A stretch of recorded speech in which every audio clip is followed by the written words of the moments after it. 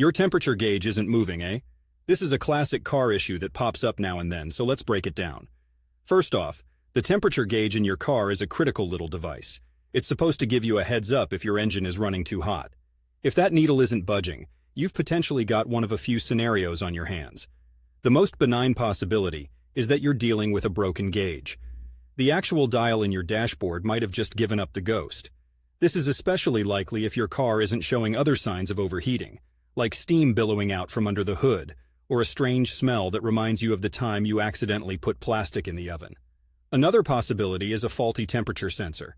These sensors feed information to the car's computer, and by extension, the gauge itself.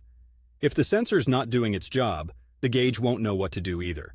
There's also the chance that the issue lies with your car's thermostat. This clever little device regulates the flow of coolant based on the engine's temperature. If it's stuck open, your engine isn't getting the memo that it's supposed to warm up, leading to a static gauge. On the flip side, if it's stuck closed, you'd likely see overheating. But if it's the early stages, the gauge might not move before other, more dramatic signs of overheating appear. Electrical issues can also cause a non-responsive temperature gauge. If wiring gets frayed or connections get dirty, the signal can't travel as it should. Like a bad game of telephone, if the message doesn't get through intact, the gauge won't reflect reality.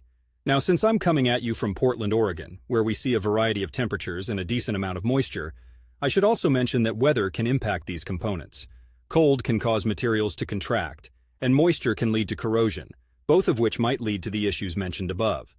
If you're not into car DIY, this is something you'll want a mechanic to diagnose and fix. They'll pinpoint whether you're dealing with a busted gauge, a sensor on the fritz, a recalcitrant thermostat, or some misbehaving wires. And just a word of advice, don't ignore the problem. If you do, and it turns out your engine is overheating, you could be walking into a whole world of engine hurt, and that's a bill that can make your wallet ache. So better to tackle the issue head on and stay safe out there on the roads.